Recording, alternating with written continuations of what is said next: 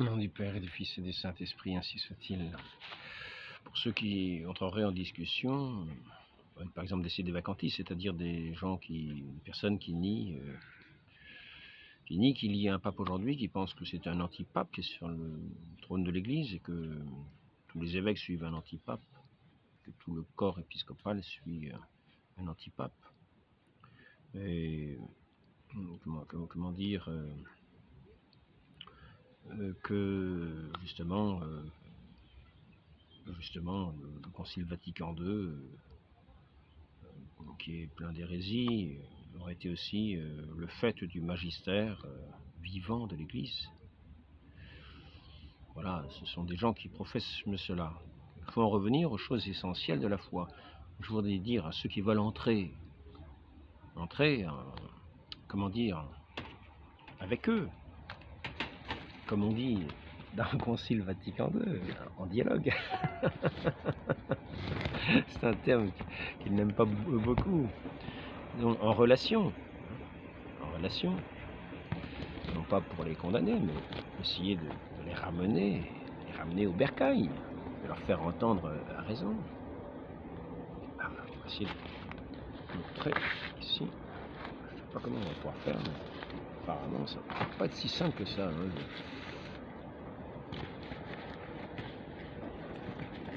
Je crois que ça ne va pas tenir longtemps, hein, l'histoire. Donc, pour ceux qui veulent entrer en communication avec eux et leur parler de ce sujet, je propose simplement, je dis, ce n'est pas la peine. Ce n'est pas la peine d'entrer dans des tas de discussions, car ce sont des personnes qui souvent sont très savantes sur des quantités de questions. Et vous vous perdriez dans des discours.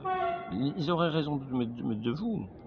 Ils auraient raison de vous, parce qu'ils connaissent les tours et les détours de toutes choses. Mais simplement, je dirais, ils s'attaquent ici à l'essentiel. Ils s'attaquent ici au fondement de l'Église.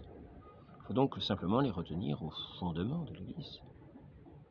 Il faut leur poser la question, vérifier leur foi sur le fondement de l'Église. Je veux dire la foi catholique de l'Église. Donc, à ceux qui veulent entrer comme cela en discussion avec ce qu'on appelle des sédévacantistes, mais de la même manière, avec aussi ceux de Fraternité Saint-Pédis ou qui pensent catholiques, qui se disent catholiques, ils veulent l'être de tout leur cœur, disent-ils, et qui cependant ne reconnaissent pas l'autorité de l'Église, qui se mettent à côté, qui se mettent à part, et qui échappent ainsi à l'autorité de l'Église. Je rappelle la chose suivante. Le pouvoir de juridiction qui est conféré directement au souverain pontife par le droit divin, les évêques le reçoivent de même droit, mais seulement à travers la succession de Saint-Pierre, le successeur de Saint-Pierre, vis-à-vis duquel ils sont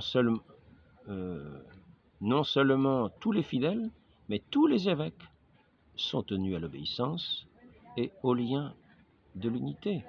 Aussi, il dit, et il est de connaissance, tout le monde le sait, que nous sommes tenus à obéir aux évêques qui sont en union avec le pape. Tant que nous avons un pape, nous avons un pape. Il a la juridiction. Le jour où ce pape-là s'en ira pour une raison ou une autre, ou parce qu'un concile aura déclaré ceci ou cela, et puis qu'il coopérera, eh bien à ce moment-là, nous avons foi en l'Église, notre Seigneur. Excusez-moi, je m'égare. Donc voilà, quand on veut entrer en contact avec ces personnes-là, je voudrais juste arriver à dire, ne nous égarons pas, ne nous égarons pas. Revenons simplement à cette simple question. Croyez-vous en l'infaillibilité et en l'indéfectibilité du magistère vivant de l'Église? C'est la seule question qu'il s'agit de poser. C'est la question du fondement même de l'Église. Je prenais un livre hier pour montrer. Vous voyez, je prends un livre, je montre le roc, le fondement de l'Église. sur laquelle l'Église est bâtie. Mais Pierre, sur cette pierre, je bâtirai mon Église.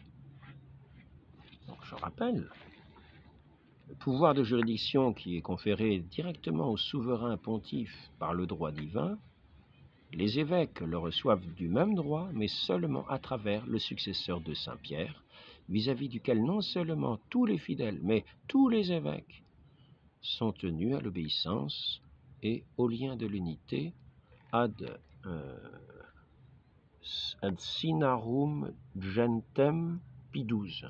Je ne sais pas si j'ai bien lu, si j'ai bien écrit. Du siège apostolique découle l'épiscopat et toute l'autorité. Ça, c'est Innocent Ier.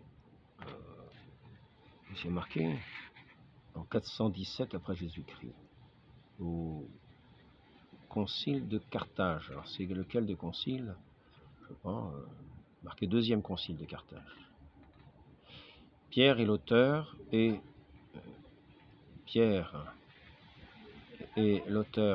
du nom et de la dignité des évêques. Ça, c'est le concile de Milève.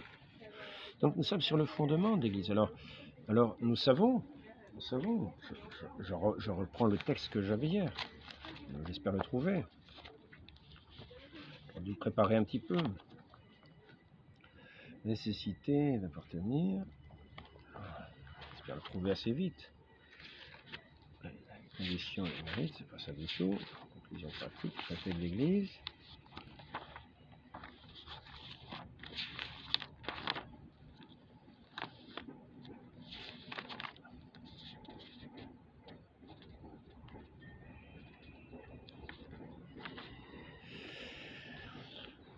Donc ici, le Concile suppose dans sa définition concernant la règle de foi l'existence du magistère.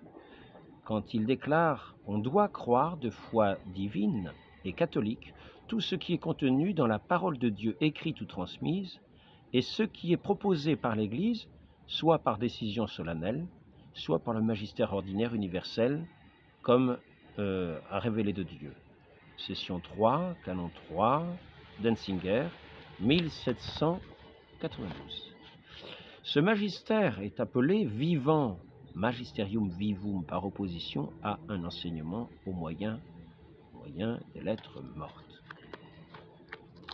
Donc, pose la question, est-ce que vous croyez-vous en l'infaillibilité, en l'indéfectibilité de l'Église?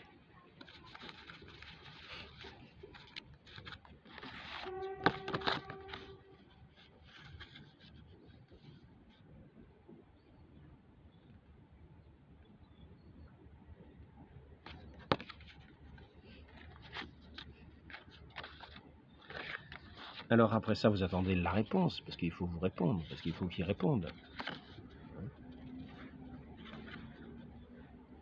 Le magistère ecclésiastique est infaillible. Alors, ça, c'est vous qui, pour l'instant-là, en attendant qu'ils répondent, vous mettez ça en tête. Le magistère ecclésiastique est infaillible dans l'annonce de la vérité divine.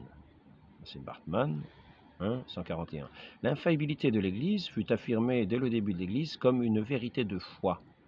Ainsi, le Concile du Vatican le suppose dans sa définition sur l'infaillibilité particulière du pape. Et il compare celle du pape à celle de l'Église. Le pontife romain jouit de cette infaillibilité dont le divin Rédempteur a voulu que soit dotée son Église. Comprenez? Le divin Rédempteur a voulu que son Église soit dotée de l'infaillibilité. Donc l'Église, dans ce magistère, est infaillible. Alors, vous pensez ça en posant la question. Croyez-vous en l'infaillibilité, en l'indéfectibilité du magistère vivant de l'Église? Et puis alors, vous pouvez aussi leur demander,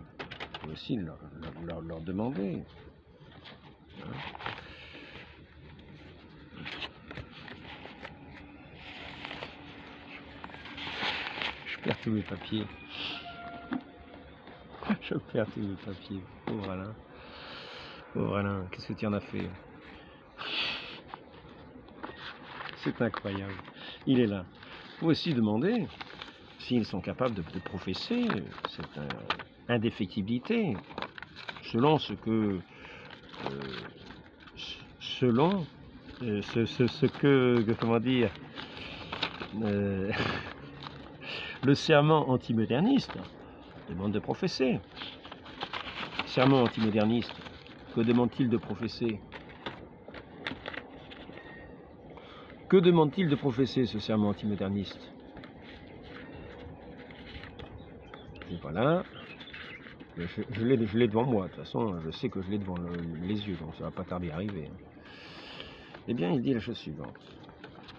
Il dit la chose suivante.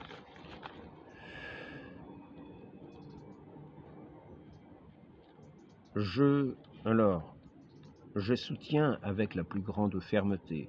Alors, il faut demander, croyez-vous en l'infaillibilité et en l'indéfectibilité du magistère vivant de l'Église? Je soutiens avec la plus grande fermeté, vous prononcez ça devant eux. Hein. Je soutiens avec la plus grande fermeté, je soutiendrai jusqu'à mon dernier soupir la foi des pères sur le critère certain de la vérité qui est, a été et sera toujours dans l'épiscopat transmis par la succession des apôtres, de telle sorte que la vérité absolue, immuable, prêchée à l'origine par les apôtres, ne soit ni jamais ni crue, ni entendue dans un autre sens. L'important étant ici que nous croyons dans l'infaillibilité et dans l'indéfectibilité du magistère vivant de l'Église, tel qu'il s'est prononcé au Concile Vatican II. Alors, posez la question, croyez-vous en l'infaillibilité, en l'indéfectibilité du magistère vivant de l'Église? Puis vous attendez toujours la réponse. Alors, si la personne ne vous répond pas, eh bien, elle sait que normalement, on doit croire en l'infaillibilité, en l'indéfectibilité du magistère vivant, parce que c'est un article de foi. Dans ce magistère vivant, l'Église, il est promis par le Christ qu'elle ne peut pas périr, elle ne peut pas être emportée. C'est ce roc solide de la foi, c'est ce roc solide de la foi sur lequel est bâtie l'Église. Et par conséquent, il est bien dit que ce magistère ne peut pas faire défection. C'est une chose connue. Les portes de l'enfer ne prévaudront pas. L'Esprit Saint est avec ce corps enseignant, ces apôtres que le Christ a envoyés par toute la terre avec obligation de croire sous peine de se perdre. Ceux qui croiront et seront baptisés. Cela montre l'infaillibilité de ces divins apôtres dans l'énoncé de la foi. Et quand tous ces successeurs des apôtres sont réunis à ce concile, vous reposez la question, croyez-vous en l'infaillibilité, en l'indéfectibilité du magistère vivant d'Église? Alors, vous pouvez dire après, s'ils hésitent, s'ils ne répondent pas, par exemple. Alors, s'ils disent oui, ben vous dites, donc vous croyez dans l'orthodoxie des textes de Vatican II? Oui, alors ils vont répondre oui. Donc vous croyez dans l'orthodoxie des textes de Vatican II? S'ils croient que le magistère vivant ne peut pas chuter, ne tombe pas dans des hérésies, s'ils croient donc que ce magistère de l'Église ce magistère vivant est infaillible, indéfectible et infaillible, ils seront obligés, s'ils vous ont dit oui, j'y crois, et ils seront obligés de reconnaître l'orthodoxie de Vatican II, de tous les textes de Vatican II, même s'ils disent que c'est pas un concile. Parce qu'ils ont approuvé ces textes-là. S'il y a des hérésies dedans, ça veut dire que l'Église a chuté. En plus qu'ils y sont restés des années, puisque c'est toujours comme une base de l'enseignement d'aujourd'hui. Donc, la deuxième conclusion qu'on peut tirer, c'est que si finalement ils disent « Ah bah oui, c'est vrai, vous avez raison, je crois en l'indéfectibilité du magistère vivant parce que c'est de foi, et sinon je n'ai pas la foi catholique », donc la conclusion c'est que vous pouvez poser la question suivante. Donc le magistère ne s'est pas trompé, donc le concile n'a pas d'hérésie. Donc vous n'avez pas de raison de douter du pape de Vatican II. Vous n'avez pas de raison de douter du pape qui était à Vatican II, de Paul VI. Du pape qui a promulgué les décrets, puisqu'il n'y a pas d'hérésie, il n'y a pas de raison qu'on dise qu'il est hérétique, puisqu'il n'y a pas d'hérésie, il n'y a aucune raison, sauf une idée farfelue. Donc ce pape était pape, voilà. Donc ce pape était pape. Et finalement, nous sommes tenus à ce concile qui n'a pas d'hérésie. Voilà, c'est la conclusion que l'on doit poser, que l'on doit poser, parce que nous savons Nous savons que l'Église ne peut pas périr. Les portes de l'enfer ne prévaudront pas contre elle. Et que si tous les évêques suivent un pape hérétique, ça veut dire que l'Église a chuté. Donc là, ensuite, admettons, vous posez la question, croyez-vous en l'indéfectibilité, en l'infaillibilité ou en l'indéfectibilité du magistère vivant de l'Église? Alors là, ils hésitent. Alors, ils ne veulent pas vous répondre parce qu'ils savent que c'est un piège. Quoi. Ils se disent, ah, ben c'est un piège, c'est encore le frère Alain qui leur a susurré ça à l'oreille. Vraiment, c'est infernal celui-là, c'est pas vrai, quoi. Alors, ils sont embêtés parce que s'ils disent non, ça veut dire qu'ils n'ont pas la foi de l'Église. Ils ne vont pas me dire ça quand même. Et s'ils disent oui, bah, ils vont être obligés c'est ça bien qu'ils vont être obligés de reconnaître le Concile Vatican II, donc ils vont rester comme ça. À ce moment-là, vous dites, mais pourquoi refusez-vous de professer ce que l'Église croit de cœur et professe de bouche? Donc ne croyez-vous pas au fond du cœur, au fond de votre cœur, que l'Église, que le magistère vivant de l'Église ne peut pas faillir, qu'elle est infaillible et qu'elle est indéfectible, qu'il est infaillible et qu'il est indéfectible. Au fond de votre cœur, ne le croyez-vous pas? Alors, parce qu'il est important de professer de bouche. Il est important de professer de bouche. Le fidèle doit croire du fond du cœur et professer de sa bouche. Le fidèle professe ce qu'il croit du fond du cœur, comme l'Église professe ce qu'elle croit du fond du cœur. S'il ne professe pas de bouche, c'est qu'il ne croit pas du fond du cœur.